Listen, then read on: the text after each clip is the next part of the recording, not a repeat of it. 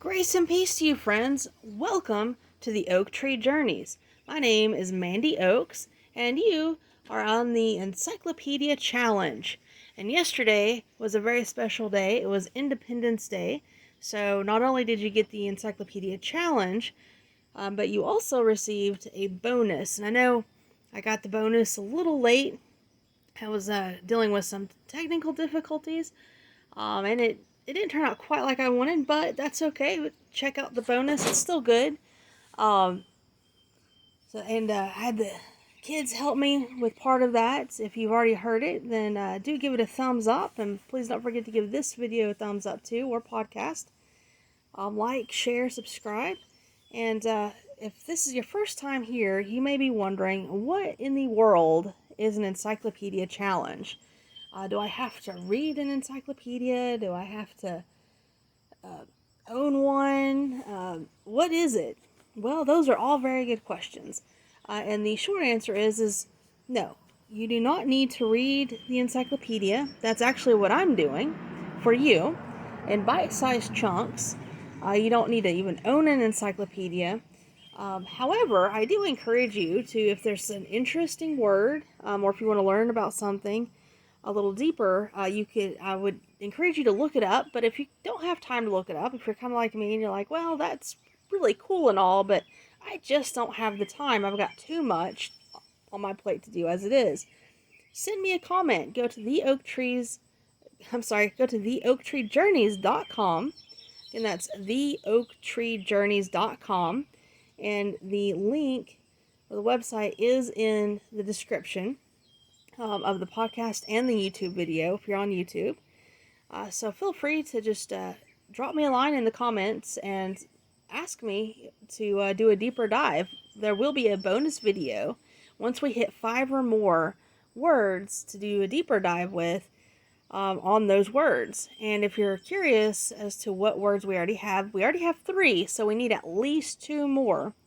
If you're curious about those 3 words, I do have them starred on my website, theoaktreejourneys.com, under Encyclopedia Challenge.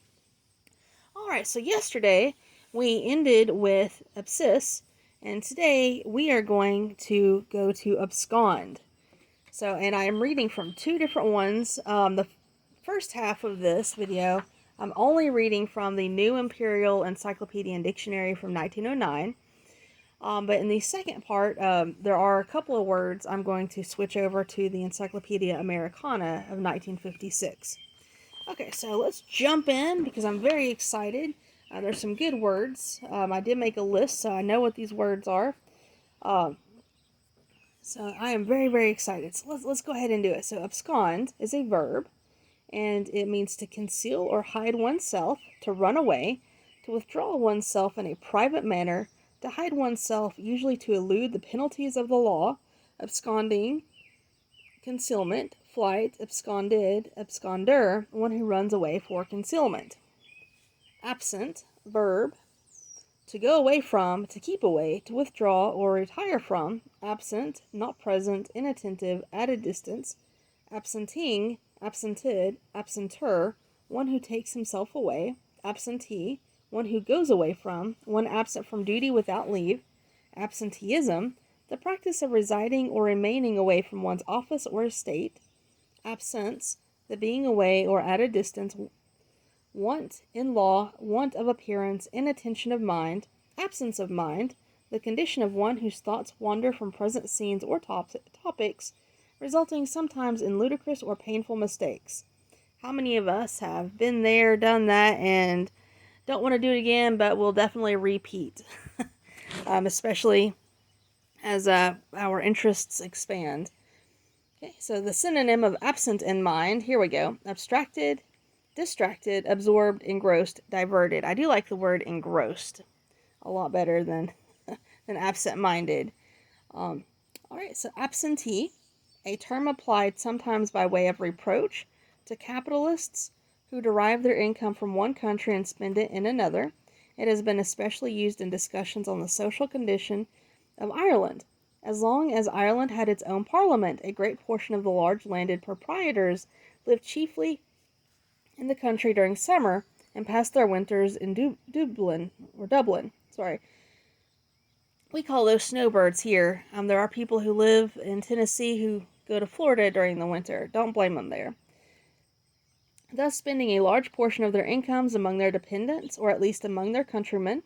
The Union changed the habits of the Irish nobility and gentry who were attracted to London as the political metropolis, or were induced by the disturbed condition of Ireland to choose residences on the continent. Such Irish landed proprietors were styled absentees, and it was argued that their conduct was the great source of Irish poverty, as it drained the resources of the land, or in other words, sent money out of Ireland. One class of political economists, among them McCulloch, maintains that, economically viewed, absenteeism has no injurious effect on the country from which the absentee draws his revenue.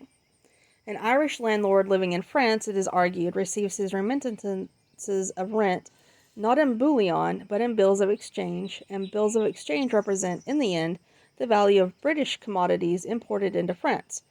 The remittance cannot be made unless goods to the same amount were also drawn from Britain.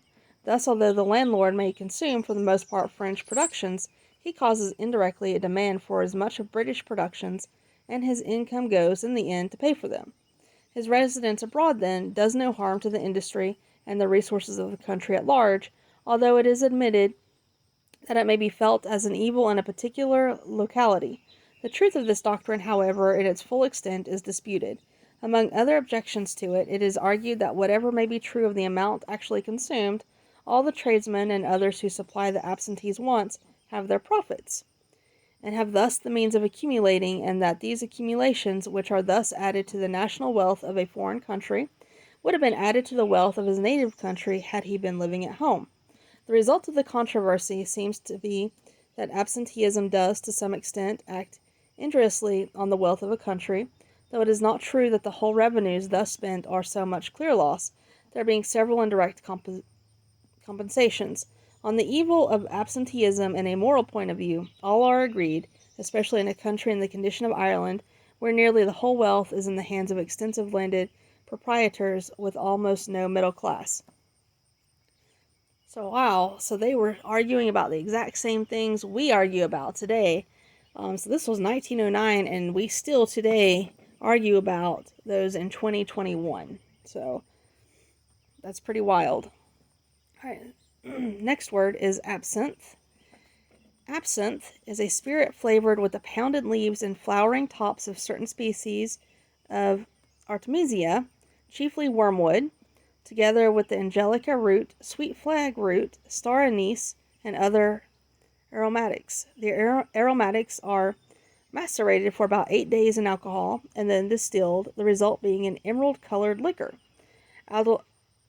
Adulteration is largely practiced, even blue vitriol being sometimes found in the so-called absinthe.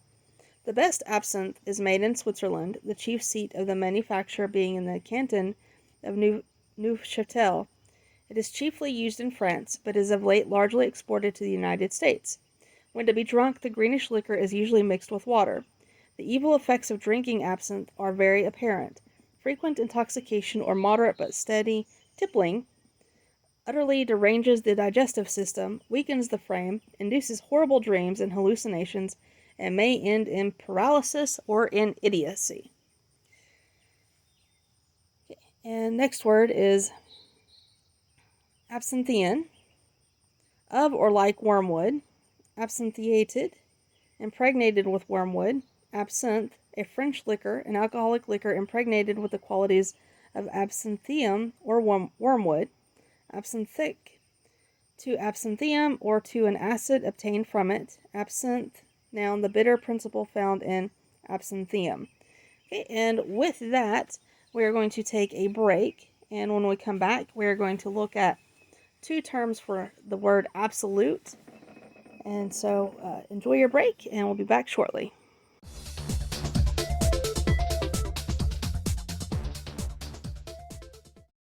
Hi, I hope you enjoyed that segment from my podcast, The Oak Tree Journeys, from the Encyclopedia Challenge. To hear the entire episode, please visit the link at the bottom in the description. And please don't forget to like this video, give it a thumbs up, and subscribe and share it to anyone you know who wants to read the entire encyclopedia or who's just interested in words. Thank you again and have a blessed day.